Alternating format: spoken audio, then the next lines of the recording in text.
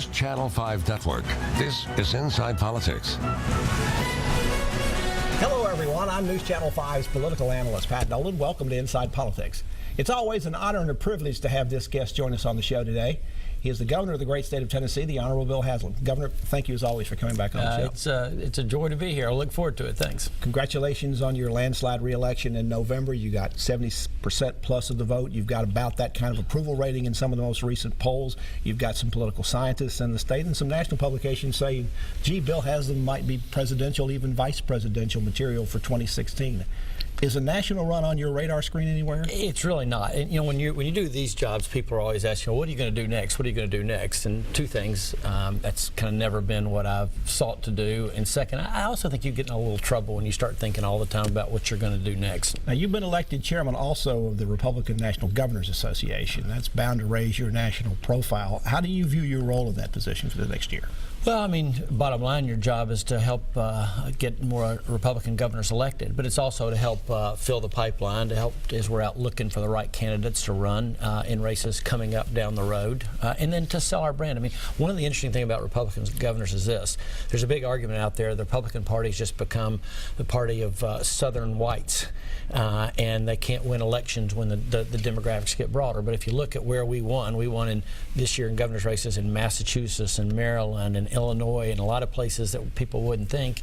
And in Texas, our candidate running against a female candidate won by 10% among women and got 45% of the Hispanic vote. So I think you're seeing Republican governors bust out some of the box people are trying to put the party in. Now, historically, being the chairman of the Republican Governors Association has sometimes meant being the attack dog for the party, particularly against, in this case, President Obama and maybe the Democrats in Congress in Washington.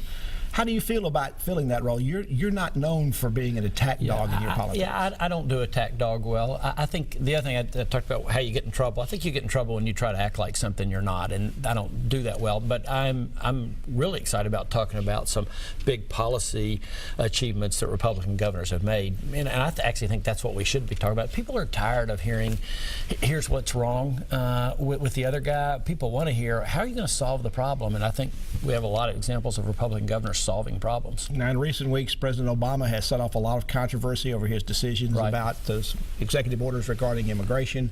A lot in your party see the president's actions as exceeding his authority and violating the Constitution. What do you think? Has the president gone too far? Well, I'll let the legal authorities determine that. I actually think, though, practically he made a bad decision for this. We need to have a conversation about immigration, and my party's been at fault, too, in Congress in terms of not being willing to have that conversation. But I think doing what he did, as I've said, it's almost like rolling a hand grenade in the room and blowing it up. It took all the possibility for discussion off the table, and I think it set the exact wrong tone at a time when I think there was an opportunity on the table. You said in some ways you defer to legal authorities. One of the things that's going on in several states, so they're filing a lawsuit against what the president has done. Your former legal counsel, Herbert Slater, is now the Attorney General.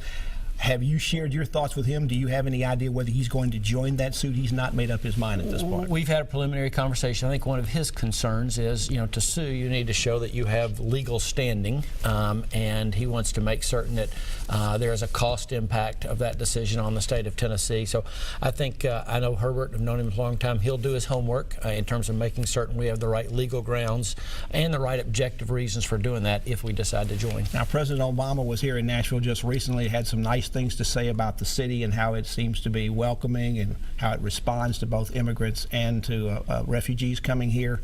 Do you share in that praise for Nashville if you still have some problems with what the president's trying to do? Well, I do. I mean, I think I think our party has not done a good job of saying that we want to be the party of legal immigration. We want to be the party that welcomes folks here. That's what America's about, and I think Republicans have not done a good job of sharing that message.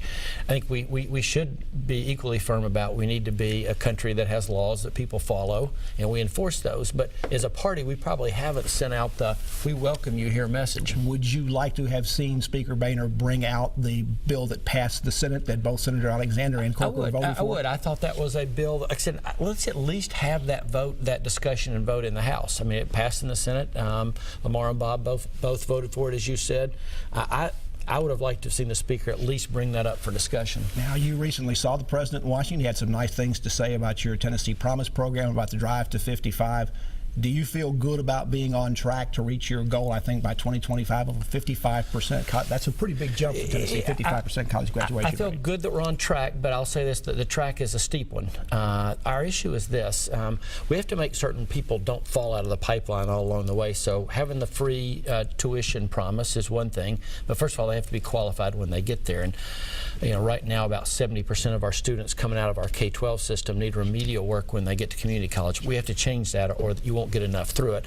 Same thing, our community colleges need to be good at their completion agenda. So it's a challenge all along the way, but do I feel good about the progress we're making? Yes, and I think we'll be the first state that has data to say we'll know where the leakage in the pipe happens better than anybody else will.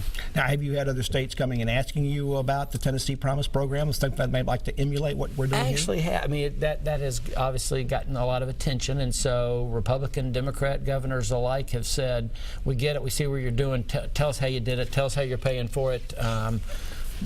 We'd like to see if we can pull it off. You've had, in some ways, an unexpected response from high school seniors across the state. I suspect every guidance counselor in the state has had their seniors. Right. So are you concerned that you may have too many, and too many may decide? Can you fund everybody who wants to go? That'll be a great problem if we have it.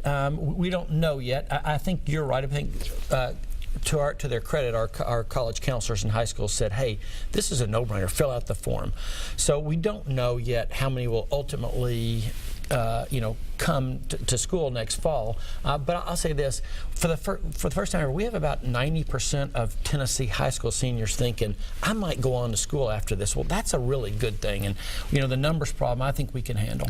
All of them are supposed to get free mentors if they're in the program. Right. How is the recruitment of that coming along? Are you going to have enough mentors, or is that going to be a problem? Well, I appreciate you bringing it up, because I hope your listeners will consider doing it. It's really not a big ask. We're asking you to help 5 high school seniors as they walk through the process of applying for an ACT and starting their first days in college. Most of these are students who nobody in their family has ever been to school before. And I tell the story of one of our mentors last year got a call from a student saying, I'm so excited, tomorrow's my first class, but it's in the MWF building.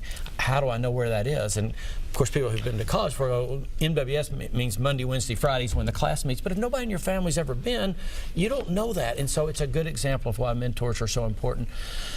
The students that have mentors complete at a much higher rate than those who don't. It's a rewarding experience, and I encourage your listeners to do it. Governor Bill Haslam is our guest on Inside Politics. We continue our conversation with him after this break.